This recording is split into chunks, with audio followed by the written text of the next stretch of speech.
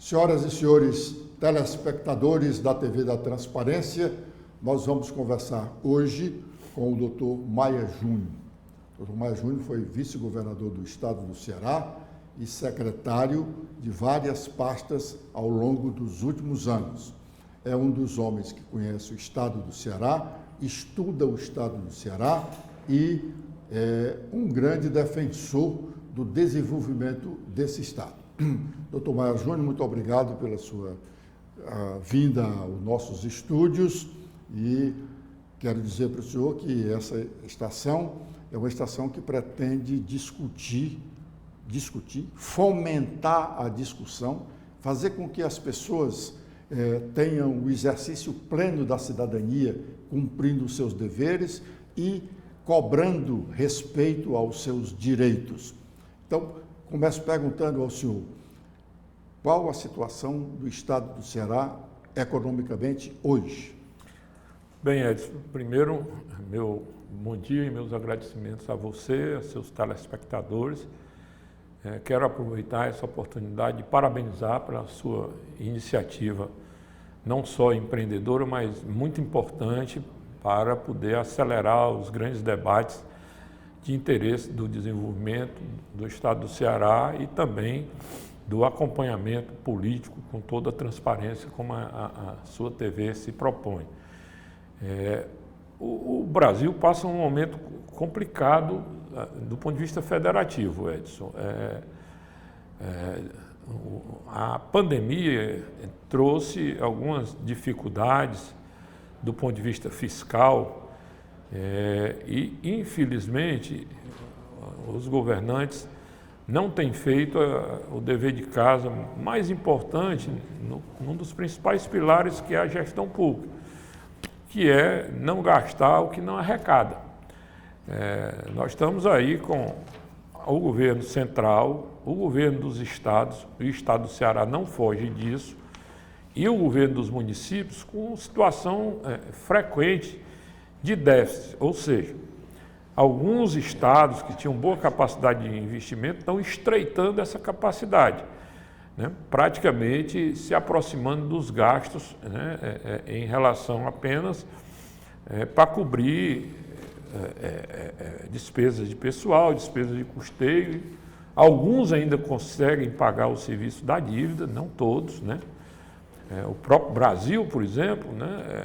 Todo mundo fala que o déficit de 2023 do governo central foi da ordem de 238 bilhões, bem acima da previsão do governo, que era um déficit em 2023 de 100 bilhões, né? Aproximadamente 1%, um pouco menos de 1% do PIB. O que é que acontece? O Brasil gerou não só um déficit, né, de conta entre o que arrecadou e o que gastou. O Brasil não foi capaz, né, de cobrir as despesas, principalmente as despesas com juros. Então, o governo brasileiro foi obrigado a se financiar no mercado financeiro com um acréscimo de dívida de 600 bilhões em 2023. Então, o déficit foi muito superior a 800 bilhões. Né? Como é que se paga isso? Porque o grande problema não é só esses dados macroeconômicos estarem bem, né? Questão de superávit primário para poder pagar a dívida, para poder investir, né? Que o país não vem alcançando isso já há praticamente desde do período do ano que foi 2020 da pandemia, né? E não está gerando capacidade de investimento. E o investimento público é um grande alavancador do crescimento econômico. Então, nós estamos com muitas limitações de investimento público. O Ceará, por exemplo, vai fechar 2023, apesar deles não terem ainda anunciado esses números, mas o economista Marcos Holanda saiu com um artigo hoje que ele fala que o governo teve um déficit de 111 milhões, né, com um crescimento de receita bem inferior ao crescimento da despesa, né? Enquanto a receita cresceu em torno de 2 bilhões e pouco, a despesa cresceu um pouco mais de 4 bilhões. Né? não gerou déficit maior, porque o governo tinha, com certeza, saldo de caixa, passou de um governo para o outro. Mas está queimando caixa, né? Tá deixando de acumular caixa para fazer os investimentos que são necessários do ponto de vista social e econômico do Estado. O Estado caiu bastante o nível de investimento em relação a 2022, 2021, que foram anos relativamente bons. O governo Camilo teve uma trajetória boa de investimento público.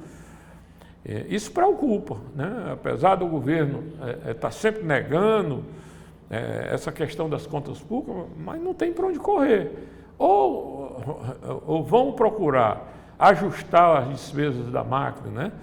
E tem despesas que são irreversíveis. Por exemplo, crescer despesa de pessoal no serviço público, pessoal direto, pessoal contratado através de concursos, né? E o Estado tem feito grandes mobilizações, sobretudo na educação. E recentemente se contrataram mais de 6 mil profissionais, na própria segurança pública, provavelmente deve estar batendo aí os 13 mil profissionais do governo do Camilo para cá, porque essa despesa não tem como se ajustar ao longo dos tempos futuros, né? A despesa de terceirizados também cresceu assustadoramente. Essas despesas, você mexer nessas despesas dentro do serviço público, é muito traumático, né? Porque tem reações corporativas muito fortes. Sobretudo porque quando se mexe na redução da máquina, se mexe com a oferta de serviço, né? Se diminui o nível de serviço que é prestado à população. Então eu vejo com muita preocupação essa situação fiscal do país e do Ceará. Doutor Maia Júnior, com todo respeito ao artigo do economista Marcos Holanda, né, ex-presidente do Banco do Nordeste do Brasil, mas eu, acompanhando, lendo o relatório do 6º bimestre da prestação de contas do Estado, aquela que é obrigada pela Lei de Responsabilidade Fiscal, esse documento foi publicado no dia 30 de dezembro. A data limite era 31 de dezembro, foi publicado no dia 30.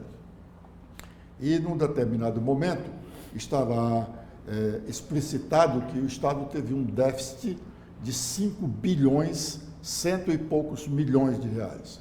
Eu me surpreendi com aquilo e fui à Secretaria da Fazenda.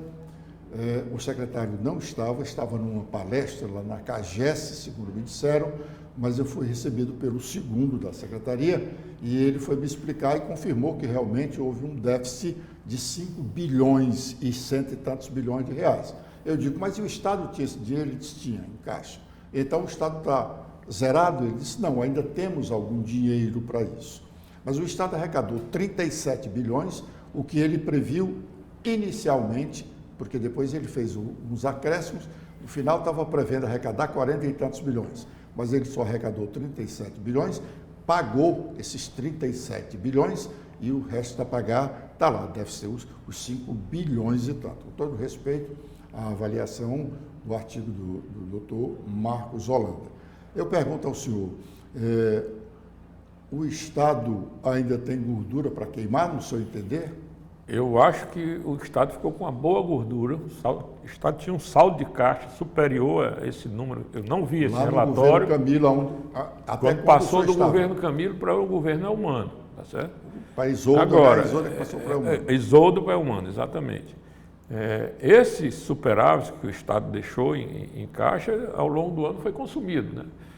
Só a despesa de pessoal cresceu, o relatório que o Marcos Holanda publicou hoje, algo em torno de 3 bilhões, só o aumento de pessoal. O Estado gastou 19 bilhões com o pessoal, 17 bilhões 18 bilhões e pouco. E o serviço. E houve também um aumento de mais de 1 bilhão no custo do pessoal terceirizado, né? Só aqui nós estamos falando de 4 bilhões a menos, né? Além do investimento público, foi da ordem de 2,4. O problema é que não deve passar com essa situação que você está relatando, que eu não conheço esses números ainda da Fazenda. Eu acompanhei um pouco o trabalho do Observatório das Contas Públicas do Tribunal de Contas, mas foi só até outubro, falta novembro e dezembro, né? E a projeção é que realmente o sinal amarelo no caixa do Estado e na arrecadação para fazer face às despesas do ano de 2024 vai exigir um esforço muito grande de redução de despesas e de crescimento de receita, sob pena de terminar o ano com dificuldade. Doutor Maia, como se falar em investimentos do Estado, eu fiz alguns comentários no blog do Edson Silva e em outras oportunidades, mostrando que o Estado mandou uma proposta de orçamento para a Assembleia, que foi aprovada, onde ele pretende arrecadar 39 bilhões. E ele tem de despesa fixa, ele está prevendo 19 bilhões para pessoal e 12 bilhões para o custeio da máquina. Só aí nós temos 31 bilhões. Isso. Sobraria, então, tem 8 bilhões. Ainda tem previdência aí, né, para ser pago, tem serviço da dívida para ser pago. Você está falando em duas despesas, 19 fixas, bilhões fixas. Pessoal, e 12 e o custeio custeio. da máquina. Ele não pode deixar de Tá pagar a certo? energia, né? Não pode deixar de pagar o combustível. Do ponto de vista da gestão, né, uma despesa que é pessoal, é muito difícil você fazer reduções. A outra, o custeio, você pode reduzir, mas em compensação você diminui o nível de serviço prestado do Estado, né? Então, não é uma situação boa o que os gestores têm pela frente. Outro problema que além do serviço da dívida e previdência, que também consome um valor relativamente alto, por exemplo, só o serviço da dívida de 2023 foi da ordem de 2,7 bilhões, o valor que o Estado pagou, né? Pelos números colocados pelo professor Marcos de Holanda. Isso preocupa, né? Porque isso vai o quê? Cada vez mais estreitar a capacidade de investimento do Estado, que já foi relativamente baixa em 2023. Doutor Maia, o que eu falei agora recente, estou aqui com um colega trouxe aqui para mim, uma das páginas dessa publicação do demonstrativo simplificado do relatório resumido da execução orçamentária, orçamento fiscal e da Seguridade Social, janeiro a dezembro de 2023, bimestre, novembro e dezembro, o sexto bimestre, né? Então, ele diz aqui, balanço orçamentário, receitas, previsão inicial, 37 bilhões, 500 milhões e uns quebrados. Previsão atualizada, 37 bilhões, 312 milhões. Receitas realizadas, 37 bilhões, 312 bilhões. Déficit orçamentário, 5 bilhões, 122 milhões, 253.772 reais e 95 centavos. Esse é o demonstrativo que foi publicado no Diário Oficial no dia 30 de dezembro. Isso me surpreendeu e me fez ir à Secretaria da Fazenda. Isso. Nós temos ele mesmo disse que tem esse déficit de 5 bilhões. Ele se safou com um bom saldo de caixa deixado pelo governo anterior, né? E com certeza colocou um restos a pagar bastante elevado. Exatamente. Né? Olha aqui, confirmando, despesas previdenciárias empenhadas na ordem de quase 3 bilhões e 300, né? Essa despesa previdenciária, aliás, o governo é humano, tomou emprestado dos recursos da Previdência do Estado, a parte referente ao imposto de renda da pessoa física, né, que era depositada, ele tomou emprestado aí alguns bilhões de reais, prometendo pagar nos próximos 10 anos, 20 anos. Isso. Que é ruim, né? Porque esses recursos são recursos do servidor, né? Nós temos falado há muito tempo desse déficit previdenciário. Já foram feitas algumas reformas, né? Chegamos até a taxar o aposentado e pensionista num percentual até igual aos trabalhadores da ativa, e esse déficit não desaparece? Nem vai desaparecer tão cedo, né? A projeção dessa última reforma é que iria levar para você equilibrar a receita e a despesa previdenciária algo em torno de quase 50 anos. Com esta reforma que foi feita, né? Que nessa reforma houve uma contenção muito forte do valor, né? Da taxa que subiu para 14% a contribuição do servidor, né? Isso melhorou a receita. Outro problema também foi para os novos funcionários, né? Só poder se aposentar com o mesmo teto do INSS, né? Para isso o Estado criou uma previdência complementar para que o próprio servidor possa fazer o tamanho da remuneração da sua aposentadoria, complementando aquilo que o Estado garante, né?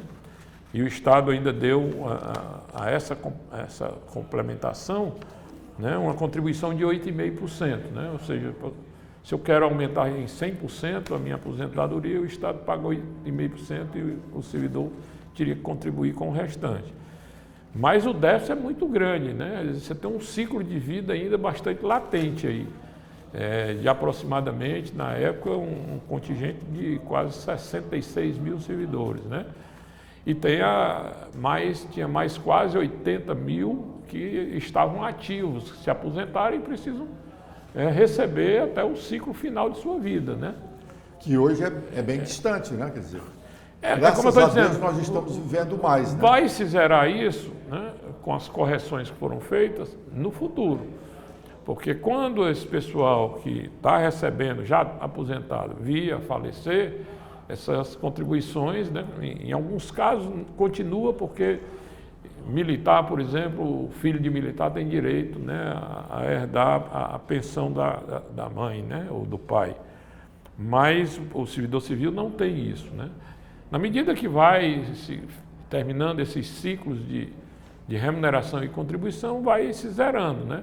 E sai uma previdência nova, que é essa complementar, que capitalizada aí nos próximos 50 anos vai ter um volume de recursos bastante elevado, se for bem administrada, né? O que poderá, inclusive, ser um agente de financiamento do orçamento público.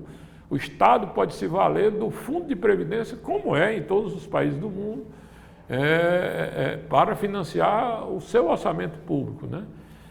Nessa reforma de previdência tem dois instrumentos extremamente importantes, né, que poucos tiveram conhecimento disso. Um é essa previdência complementar, cuja contribuição daqui para frente é só de capitalização, que é a Previd, e a outra ainda tem um déficit muito grande, porque tem aposentados ainda a se aposentar e tem aposentados com vida.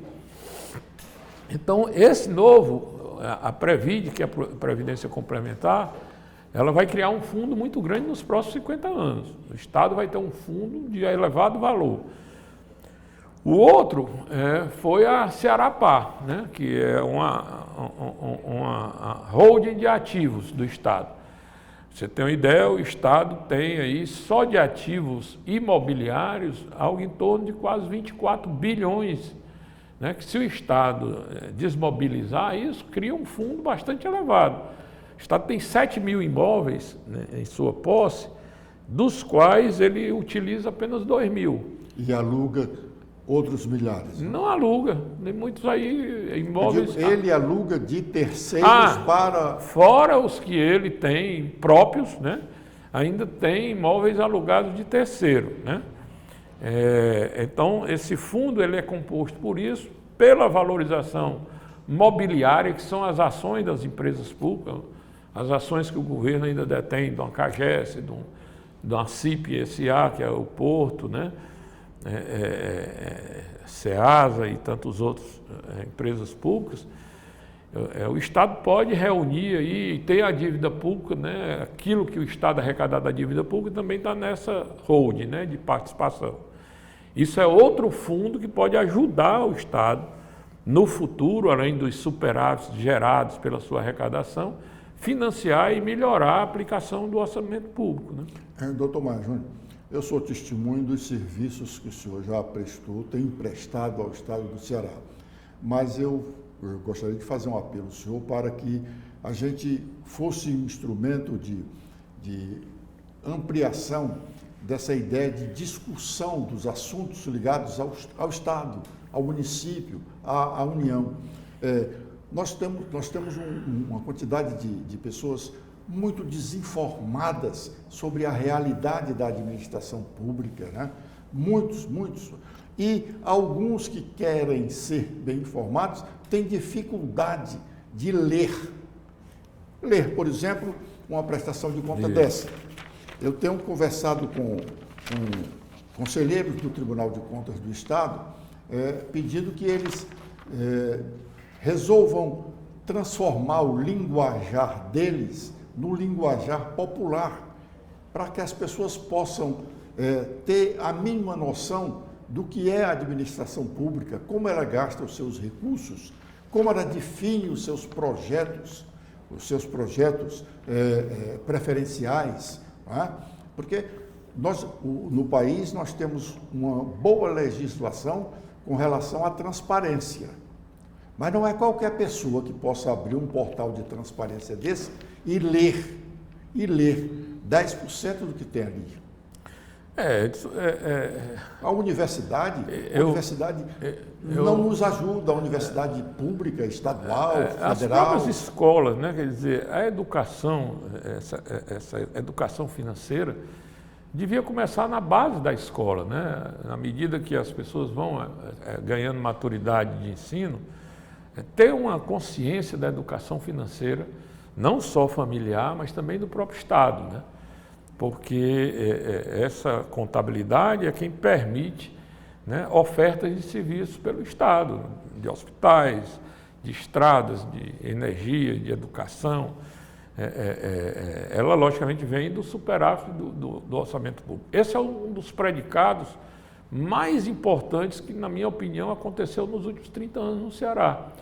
Né? Uma sequência de, acho que foram 9 governadores, né, que o Ceará teve, de 1986 até dezembro de 2022. Não naturalmente 9, mas 9 9 gestões. O Tasso teve 3, né? O Tasso teve 3, o Ciro 1 a 4, o Cid 2, o Lúcio 1 e o Ciro, né? São 5. E o Camilo? O Camilo e o Cid foram mais 4, né? Só aí são 9, né? Teve governador que repetiu, mas teve a Isolda que assumiu a conclusão do mandato e teve o Beni que também assumiu a complementação do mandato, né? Esse era o predicado mais pétreo que eu que acompanhei. Eu só não trabalhei nesses governos todos para o Cid. Todos esses outros governadores eu trabalhei com eles, né? E essa era a questão mais pétrea do Estado, né? Não gastar mais do que o que arrecada, criar poupança para investir, né? Isso foi uma disciplina muito bem acompanhada. O Ceará saiu de um estágio de humilhação, né, que você se recorda, como foi em 1986, o funcionalismo público recebendo, né, vales de Gonzaguetas, né, para descontar no mercado, na praça, para poder fazer jus à manutenção das suas famílias. Né? E de lá para cá, quando se ajustou o Estado, em 1987, essa transformação, nunca mais o servidor público deixou de saber qual era o dia que ele receberia o salário e todo mês isso estava lá acreditado. Isso é uma grande preocupação. No primeiro momento foi isso. No segundo momento foi fazer essa questão fiscal sobrar dinheiro para investir, construir novas estradas, construir equipamentos, aumentar a rede escolar, aumentar a rede de saúde, aumentar a oferta de serviço, né? Isso é uma questão sine qua non do governo, né? Perder isso, que muitos estados andaram para trás, sobretudo no Nordeste, bem aqui vizinho, Pernambuco é um exemplo. Pernambuco, ao contrário do Ceará, foi um estado pouco poupador, né? E o estado, com isso, diminuiu muito a distância econômica existente de 20, 30 anos atrás entre o estado de Pernambuco e o estado do Ceará. Isso se aproximou muito, a riqueza dos dois estados se aproximaram, diferentemente da Bahia, né, que passou por gestões boas, justiça tem que ser feita ao ciclo do Antônio Carlos Magalhães, e também tirou muito proveito da força do Antônio Carlos Magalhães junto à República, com grandes investimentos, como o polo petroquímico de Camaçari, por exemplo, polo de celulose, a fábrica da Fola na Bahia. Foram investimentos que fizeram a Bahia praticamente ter uma economia o dobro da de Ceará e Pernambuco juntas, né? Então, essa educação ela é fundamental. Eu, particularmente, tenho uma disciplina. É difícil que a gente tenha filhos, né? Nem todos os filhos têm a mesma disciplina. Minha mulher dentro de casa disse que eu sou um homem que estou me tornando miserável, mas não é. As vacas se tornaram mais magras de uns tempos para cá, no caso da minha renda, né? E ela não entende. Da maioria do brasileiro. Não entende essa disciplina, né? Que é não gastar o que não ganhei. Mas além disso, na empresa a mesma coisa. Mas além disso, doutor Maia, eu também acho que nós somos um povo muito passivo. Né? Quer dizer, não se discute, o governo diz, vou fazer isso aqui porque isso aqui vai ser bom para o estado do Ceará, vou fazer isso aqui porque vai ser bom para Fortaleza, vou fazer isso aqui porque daqui a 10 anos nós somos outro país. Ninguém discute. E não é. Nós temos um exemplo aí, por exemplo, desse centro olímpico. Centro olímpico, uma beleza de centro. Aliás, o Ciro disse, agora no sábado, que é um elefante branco. E citou um outro elefante branco, a carcaça aí do aquário, que hoje está entregue à universidade. E ninguém discute isso. Por que entregue à universidade? O que a universidade vai fazer com aquele prédio? Vai botar lá o Labomar.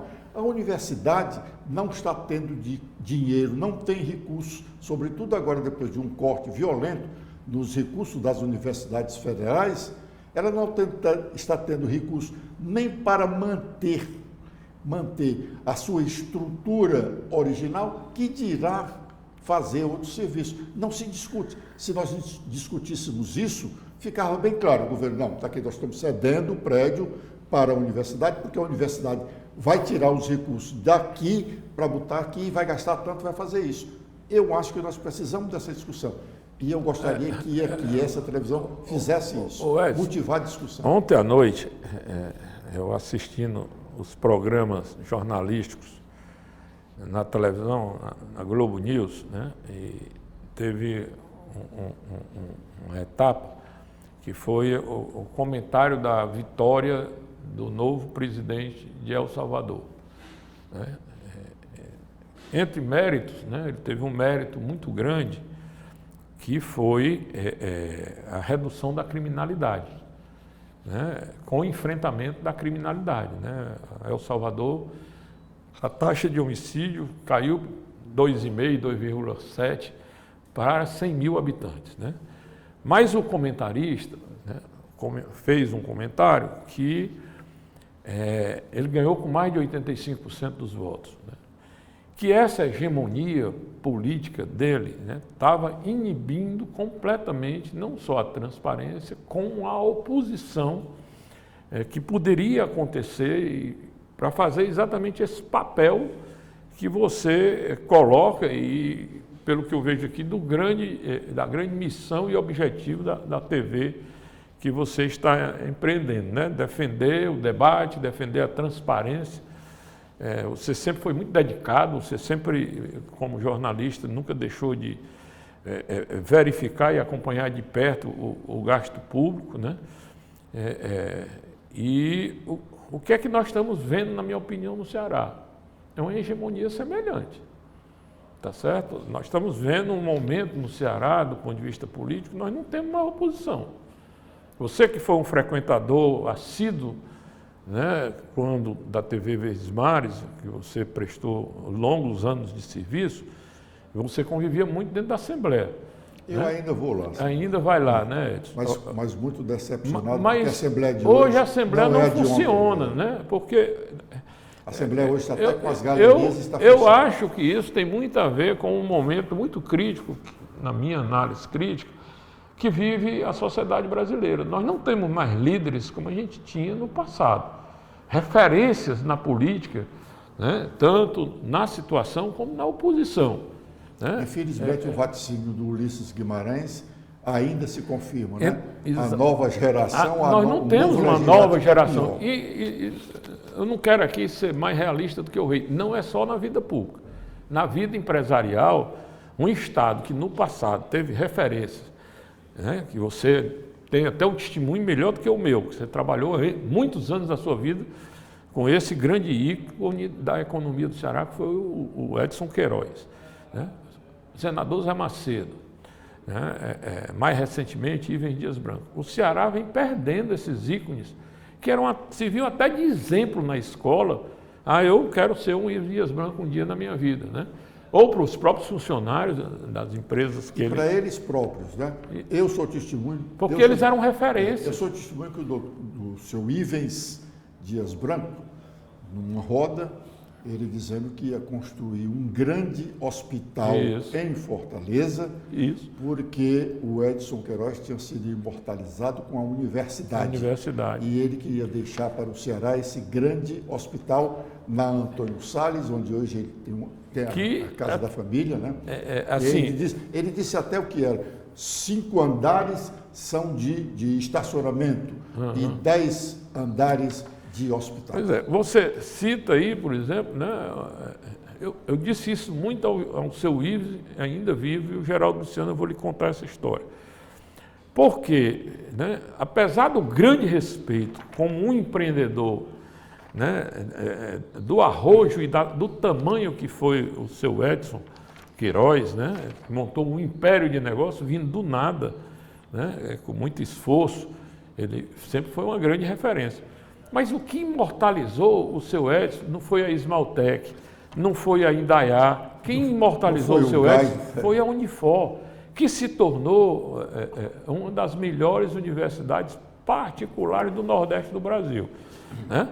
E eu dizia para o seu Ivens, Edson, o seguinte: seu Ivens, o senhor quer imortalizar seu pai, né? Mas não é através de uma rotatória lá com uma estátua do seu pai na praça, que ninguém nem consegue ver, porque a gente vem dirigindo, porque a praça, ninguém consegue nem acessar a praça, porque ali aquela rotatória é de um tráfego muito intenso, apesar de terem feito uma passarela, né?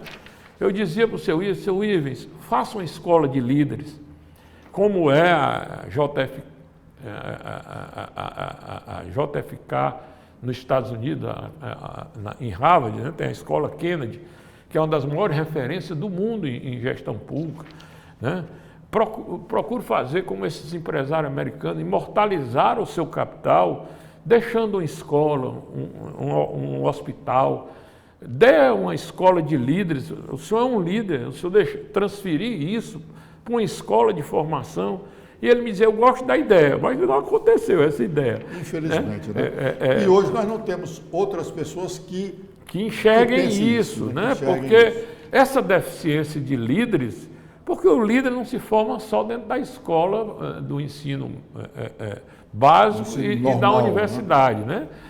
Agora, você aperfeiçoar o perfil de um líder é muito importante, tanto no setor privado como no público. Doutor Maia Júnior. E essa hegemonia está aniquilando, né, as oposições, está aniquilando o debate, e os órgãos estão se omitindo, né? Não só as universidades, né? O Ministério Público, que foi um instrumento de investigação. E as próprias entidades da sociedade civil. Você tem uma federação das indústrias, federação do comércio, né, que só se ouve falar sobre festa deles, não sobre... Não tem uma discussão temática. O debate, o contraditório é muito importante, né? A gente não tem que concordar com tudo. Quem está em governo não é rei. E para o governo é muito bom. Pelo contrário, é ótimo. Que estraga novas ideias. É ótimo, até porque você não é onipresente de uma estrutura pública, você conseguir saber o que acontece lá na ponta. Doutor Maia Júnior, qual é a nossa vocação econômica? Edson, eu acho que a grande vocação econômica do Ceará, né, primeiro, acho que uma agricultura modernizada, vai ser uma economia pequena. Mas uma agricultura com a água, com a dificuldade de água que nós temos? Mas já melhorou muito. Sim. Sabendo utilizar, inclusive porque hoje a nova agricultura tem produtos que precisam de muito pouca água. né? Se você for ver, os pimentões Brock que a Itaueira produz lá na Ibiapaba, praticamente não usa água, tá certo? Lógico que usa alguma coisa de água, mas com racionalidade, hoje o Ceará conseguiu evoluir para uma variedade muito grande na fruticultura. E o Ceará tem 573 quilômetros de costa, né, de litoral. O Ceará se tornou aí, no governo do governador Camilo e da governadora Isolda, o maior exportador de pescado do país. Mas o Estado já foi um grande exportador de lagosta. De lagosta, e o camarão, uma determinada época. Camarão nós retomamos com esse camarão de cativeiro. Né? A lagosta, a gente voltou a exportar a lagosta viva, que a China está comprando. Né? Mas o atum, por incrível que pareça, é o atum o carro-chefe desse crescimento do volume exportado de pescado no Ceará. E a fruticultura do Ceará, hoje tem 25 culturas diferentes, porque o Ceará, tudo precisa de pesquisa e de conhecimento. Tem um instituto fabuloso. Aqui na Universidade Federal tem uma Embrapa de frutas tropicais. Né? E todos sabemos que as frutas tropicais são deliciosas. Né? Então, o Ceará pode aumentar muito essa escala, voltou a produzir algodão, né? Conseguiu superar aí a praga do bicudo.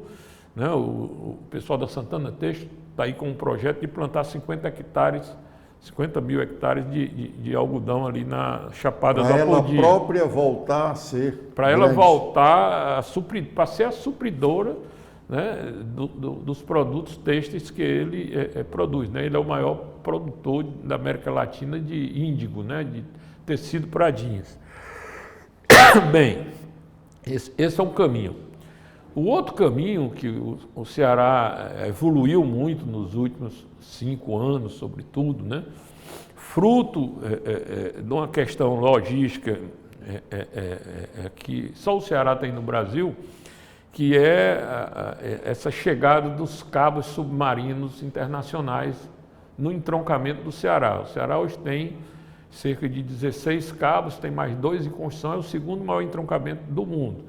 Isso aí, alinhado ao cinturão digital, ao surgimento dessa BrisaNet, da MOB, né, que trabalharam em parceria com o Estado, a última milha. A última milha é, através do cinturão, fazer com que os dados cheguem a cada um dos municípios. Né? Isso deu origem a 2 grandes empresas de telecomunicações. A BrisaNet é uma empresa grande nacional. Grande nacional.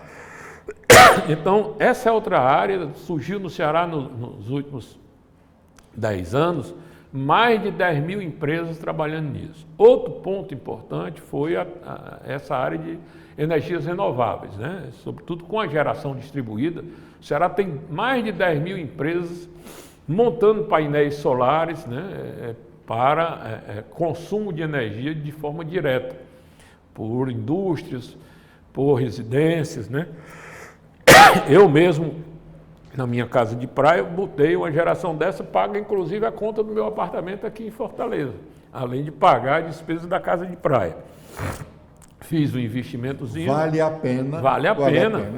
Em 3 anos, esse projeto que é de uma vida útil de 20 anos se paga. Retorna e a partir daí você passa a ter uma lucratividade com o investimento que fez. Né? Nessa área de transição energética, além desses grandes investimentos em energia fotovoltaica centralizada, descentralizada, em energia eólica, onshore, e está para chegar aí a nova geração, que é a offshore, né? Que vai também ser um grande boom de desenvolvimento, e o hidrogênio, que o Ceará precisa ter um pouco de paciência. Mas o Ceará será um dos grandes produtores de hidrogênio. Isso vai se transformar, esses protocolos, a maioria deles vão ser efetivados.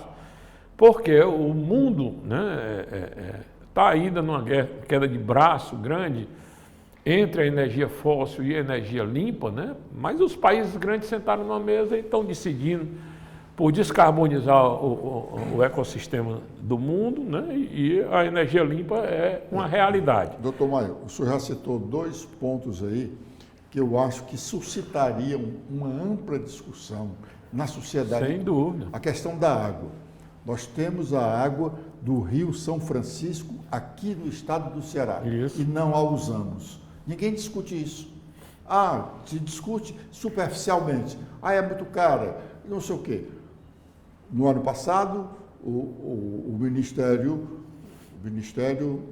do Desenvolvimento Regional assinou um acordo com os governadores dos estados que vão receber a água do São Francisco. Vão receber, eu digo, porque alguns ainda não receberam. O Ceará já recebeu. Nós temos água do São Francisco aqui. Isso. Nós não fazemos é utilizá-la.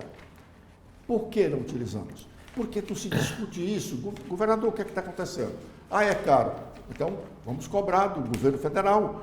O governo federal precisa abrir alguma concessão para esses estados pobres do Nordeste, sobretudo que estão, nesse momento, ameaçados com uma nova seca. Não é? E a questão da energia. Não se discute. Olha, há muito tempo se fala na energia eólica e na energia solar. O senhor foi secretário, o senhor sabe disso. O senhor citou, inclusive, os números dos imóveis próprios do Estado. Quantos deles têm energia solar ou eólica? O Estado do Ceará está concluindo a construção de um grande hospital maior do que todos os outros que nós temos aqui. Ele não se preparou para a energia solar nem eólica. Se preparou. O problema é que as coisas no Estado são diferentes da vida privada, né? Tem muito dono, para começar a história, né? Quando eu digo muito dono, é muita gente dando palpite, ao invés de tomar uma decisão e uma secretaria especialista no assunto, no caso a Secretaria de Infraestrutura, dotar o Estado, porque isso não só hoje, né, por conta dessa questão da descarbonização e tudo, é importante você ser servido com energia limpa, mas porque vai reduzir o custo do Estado drasticamente. Houve uma licitação, aí o perdedor reclama e tudo mais. A Secretaria de Infraestrutura, pelo conhecimento que eu tenho, ainda estava no governo quando ela fez essa licitação. Não sei em que pé está os recursos de quem perdeu para quem ganhou, né? Porque, infelizmente, hoje a licitação pública é pior do que cabeça de juiz. A gente não sabe o que é que vai dar. Né? Porque há um emaranhado de recursos, né? E a lei brasileira permite isso. Mas a Secretaria de Infraestrutura fez essa licitação. Aliás, em cabeça de juiz é a única coisa que não se sabe. Porque antigamente se dizia que 3 coisas impossível de se saber. O que nasceria de uma gravidez, hoje se sabe até muito antecipadamente. Já se sabe se é homem ou se é mulher. Né? Não se sabia o que saía do resultado das urnas. Hoje se sabe que tem instituto de pesquisas muito sério que dizem, vai dar fulano, vai dar Beltrano. Mas de cabeça de juiz ninguém ainda Mas as coisas no Estado é isso. Você, para uma iniciativa dar certo, né, se não tiver um governo com uma capacidade de ação grande, nos 4 anos, é um tempo que é pouco. Eu sou contra a reeleição, particularmente. Mas 4 anos, praticamente quando você começa a definir o que o governo precisa fazer, terminou o governo. Né? No Ceará, esse caso é uma situação diferente, né? Porque teve uma continuidade. Do Tasso, do primeiro governo do Tasso, até o Camilo, em 31 de dezembro, houve uma continuidade. Só não houve uma continuidade nessa mesma linha do governo do Lúcio Alcântara para o governo do Cid Gomes. Mas de alguma forma, linha era mas mesma. De alguma forma, houve alguma descontinuidade do ponto de vista de conceitos. Mas a raiz dos principais programas veio lá do Tasso. O Lúcio manteve, como muitos diziam que o doutor Lúcio não seria um bom gestor, fez uma boa gestão, né? Sequenciando. Aliás, lamentavelmente o Ceará perdeu um grande quadro da política. Não tenho dúvida. Eu sei o que foi as consequências daquele momento político, né? Porque eu também reputo o doutor Lúcio como um dos maiores homens, não só públicos, mas de um conteúdo e de um conhecimento que poucos têm, o nível de conhecimento. Foi um excelente senador. E mais, né? Foi um grande senador. Foi um excelente deputado. E o doutor Lúcio é um homem que, ao contrário dos outros governadores, se preparou para ser governador do Ceará na vida. Né? Ele tinha um desejo obstinado, o pai tinha sido governador, e ele queria ser governador. Ele levou uma vida durante muitos anos se preparando para ser governador do Ceará. Sobretudo quando ele foi secretário das cidades. Infelizmente, é o único governador do Ceará nesse período democrático que não conseguiu a reeleição. Todos os outros conseguiram. Houve um momento que não vale a pena nem comentar na política, né, do Ceará. Mas, sem dúvida nenhuma, um dos grandes homens públicos, e eu tenho uma honra muito grande de ter sido espelhado como referência do Dr. Lúcio e o Tasso. Né? Isso, para mim, foi muito importante na minha vida. Hoje estamos distantes, mas não quer dizer que eu não tenha a mesma admiração e o mesmo respeito pelo homem público que é o Dr. Lúcio. Então, essa continuidade, Edson, de políticas boas é quem faz as transformações. Né? Isso precisa estar incutido. Porque ninguém é mais real do que ninguém, né? Existe uma base que todo bom servidor... Né? Outro dia eu fui a uma homenagem, como secretário de Planejamento, aos 60 anos do Planejamento do Estado do Ceará, que começou também com o Virgílio Távora, e o Elmano dizia, ao fazer um elogio ao planejamento, que do lado de fora, como oposição, não imaginava que o Ceará tinha uma estrutura de planejamento de bons servidores, de governadores que se dedicaram. Aí citou o Virgílio, citou o Tasso, citou o Dr. Lúcio, citou o Ciro, Cid, Camilo, que hoje ele, dentro do governo, ele se penitencia de muitas coisas que na Assembleia ele foi contra, tá certo? E que hoje ele vê que a situação era bem diferente do que ele pensava. Que faltava discussão, né? Ele deu isso, passou até desapercebido da imprensa, porque é difícil uma pessoa que fez uma oposição intensa, como ele e o PT fez aqui no Ceará, que hoje ninguém vê mais, né? Essa oposição intensa, e isso é, como você disse, num determinado momento, isso é muito produtivo, né? Para a administração. E para o Estado, né? Se discutir o assunto não é ser contra ou a favor. Agora, ele teve essa penitência de dizer que muita coisa que ele achava errada ele está vendo hoje que não era.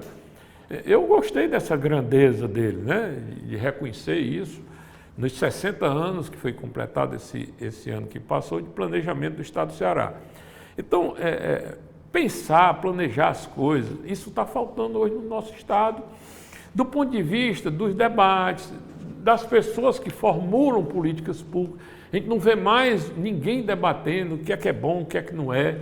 Está precisando, o Ceará está precisando de retomar essa capacidade, isso que nós como você colocou, de debater, investimentos, de debater a conta pública, né? De priorizar o que é importante para a economia do Estado. Mas só para fechar a pergunta, né? Eu falei da agricultura, tem futuro no Ceará, a transição energética, falei da transformação digital. Outro ponto é o turismo, né? O Ceará tem um potencial imenso de turismo. Isso vem sustentando, inclusive, a economia nos últimos anos, porque quem está crescido na economia do Ceará é serviço, não é indústria. E os projetos estruturantes, Edson. Eu ainda sou do tempo que eu acho que é importante o projeto de Itatiaia. Eu acho que porque isso vai dar vazão a uma indústria de fertilizantes que vai suprir o país que importa fertilizantes. Eu sou a favor ainda de uma refinaria, mesmo nesse momento de combate aos combustíveis fósseis. O Ceará tem aí uma refinaria que já está até licenciada para começar, de investidores israelenses, a Noxes. Eu sou a favor de siderurgia. O professor Marcos Holanda, que é um grande amigo, e fui eu que levei o Marcos Holanda para o governo, na época que eu fui secretário de Planejamento e vice-governador, ele é contra esses grandes equipamentos, mas esses equipamentos são estruturantes. Essa indústria do Ceará, por exemplo, agora, fechou uma fábrica de calçados em Uruburetama. Se você quiser, você para um caminhão lá, bota as máquinas tudo dentro, vai embora e monta lá no Maranhão. Já uma siderúrgica, ninguém consegue fazer isso. Ela pode estar na maior crise, mas ela não fecha. Uma refinaria, a mesma coisa. Né? Então, são indústrias de base. Né? A gente não pode, logicamente, se abster que hoje a competência está em cima da indústria do conhecimento, da indústria de tecnologia, da indústria inovadora, né? Mas ninguém pode dispensar ainda, se fosse isso que o Marco Holanda dissesse, andou dizendo, né, a Europa já tinha fechado todas as siderúrgicas, como fechou, a Alemanha fechou toda a indústria nuclear, né, por conta de pressões do Partido Verde. Né, e sofreu por conta disso, né, porque quando veio a crise da guerra da Ucrânia, a Alemanha ficou sem gás, ficou sem energia. Teve que fazer nas carreiras termoelétricas a carvão para poder suprir e não matar de frio o povo alemão no final do ano passado e do ano de 2021. Doutor Maia, o senhor citou aí o planejamento. Quer dizer, como os homens públicos de antigamente pensavam realmente o Estado? O Virgílio, um coronel mesmo do Exército, né? Foi quem trouxe o planejamento para cá. E a energia elétrica, né? E a energia elétrica, Paulo Afonso, que lhe custou politicamente muito caro, pelo discurso que fez na inauguração e na presença do presidente Castelo Branco, recém-possado. O Virgílio pensou em Itatiaia, não para a exploração do fosfato, mas para a exploração do urânio, que era a riqueza do mundo da época. Mas ele pensou em Itatiaia. Ele pensou a siderúrgica. Pensou siderúrgica, pensou ele porto. Pensou a refinaria, o Porto do Mucuripe. Pois é, ele pensou a siderúrgica trazendo para cá a Gerdau, para ser a embriã desse projeto. Hoje nós estamos falando de coisa de 60 anos, projetada Mas só que são projetos que não envelhecem. O Virgílio era um homem além do seu tempo, como o Tasso é um homem além do seu tempo. Né? Aí a taxação que vocês da imprensa carimbam muito bem, né? Que são estadistas, são pessoas que não pensam 4 anos de governo. Né? Eles pensam o futuro do Estado, né?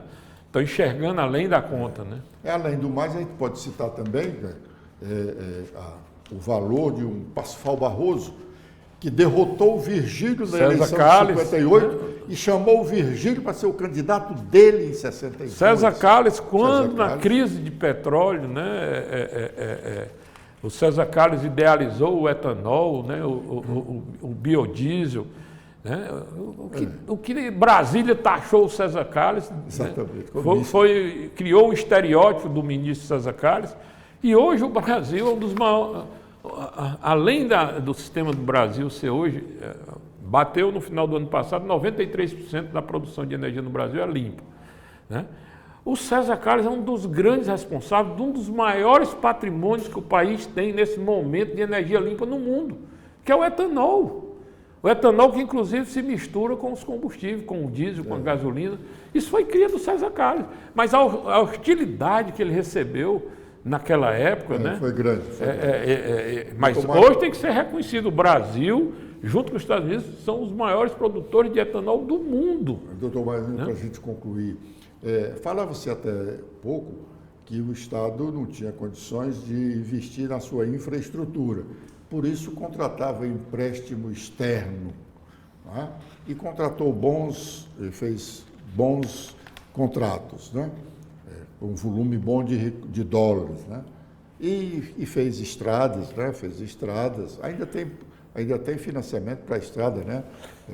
Tem, porque a política não consegue se afastar do predicado lá do presidente americano que dizia que governar, acho que foi o Roosevelt, né? Que dizia que governar é construir estrada, né? Mas o Ceará hoje não precisa fazer, a não ser grandes investimentos em melhoramentos e manutenção de estrada. Mas eu lhe pergunto, hoje, com que recursos nós vamos investir? Olha, Edson, nós começamos aqui, né, falando de conta pública e realçando, tanto você como eu, as preocupações com a necessidade do Estado ter um ajuste melhor nas suas contas para cumprir o grande objetivo, né, que não a gestão fiscal não é o meio, né, é apenas o meio, não é o fim. O fim é ter capacidade de investimento para poder investir na manutenção da infraestrutura, na ampliação da infraestrutura.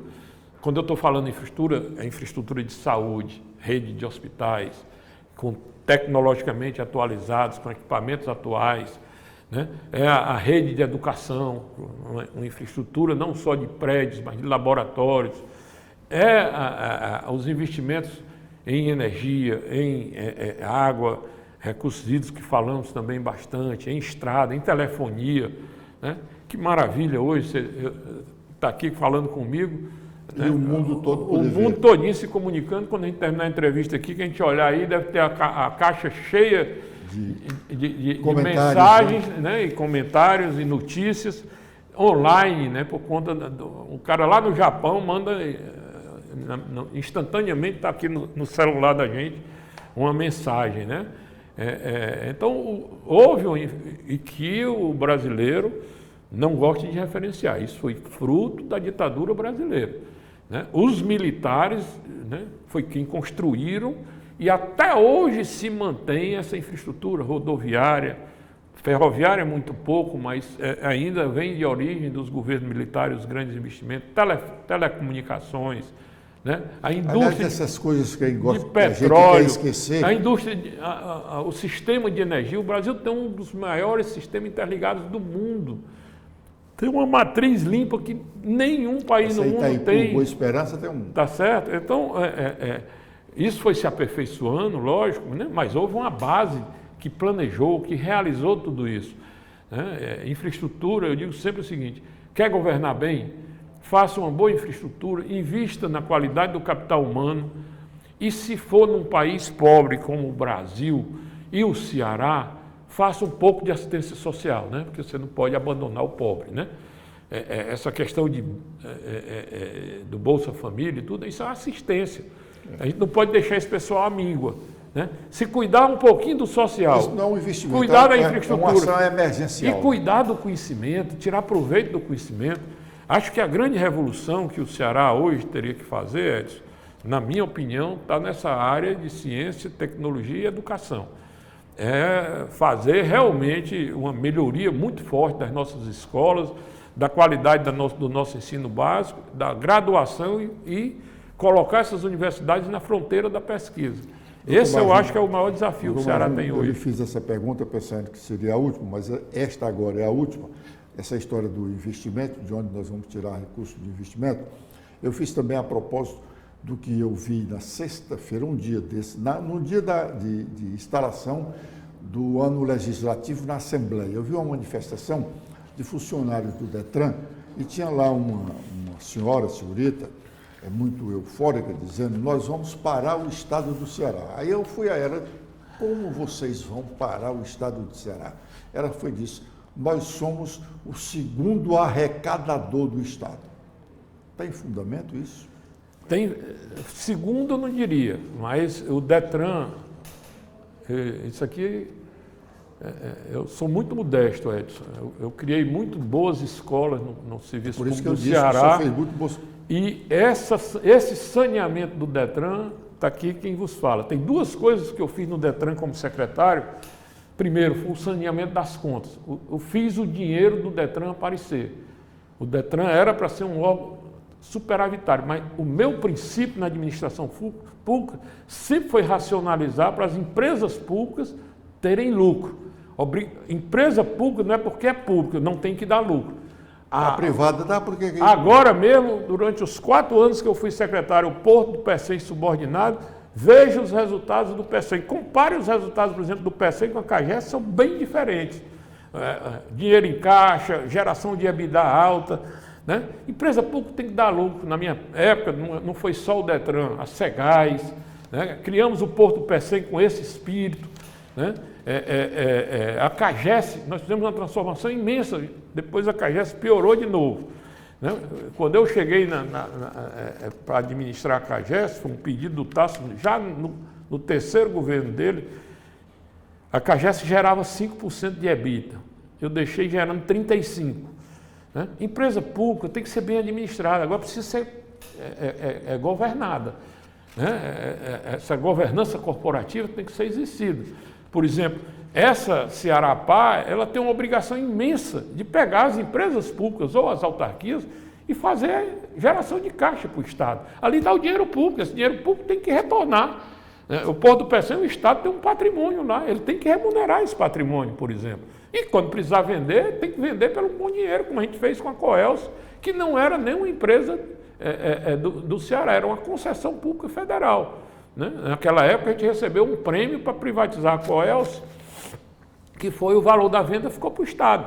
Mas agora, em 27, vai vencer essa concessão, Se o governo federal licitar, esse dinheiro vai para o governo federal, não é para o Estado. Né? Então, a empresa pública tem... Sim, mas aí o Detran... Pois é, o Detran, a números de 2022, foi meu último ano no governo, gerava uma disponibilidade de 800 milhões por ano. 800 milhões? 800 milhões. Depois de pagar o pessoal... Limpo para o caixa do Estado. E o Detran hoje, então, uma empresa, poucos cearenses grande, sabem, né? O Detran hoje faz um investimento num programa muito interessante para os municípios, chamado Sinalize, que é asfaltamento em cidades do interior do Estado. O Detran banca parte da manutenção das estradas do Estado, sobretudo sinalização das estradas. Né? Se as empresas derem lucro, esse dinheiro tem que ir para o caixa para poder financiar o orçamento público. Isso agrega valor à arrecadação do Estado. Então, o Detran hoje é um grande patrono das finanças públicas, sem a menor dúvida. Doutor Maia, eu sou muito grato pela presença do senhor. Mas não conseguem parar o Estado, não. Isso aí também é um pouco de arrogância da servidora. Muito obrigado por essa entrevista. Eu espero que os próximos convites o senhor também aceite, porque Com prazer. É muito produtiva a sua conversa. O Ceará precisa saber o que é o Ceará. Os cearenses precisamos saber o que é o Ceará. Obrigado. Muito obrigado.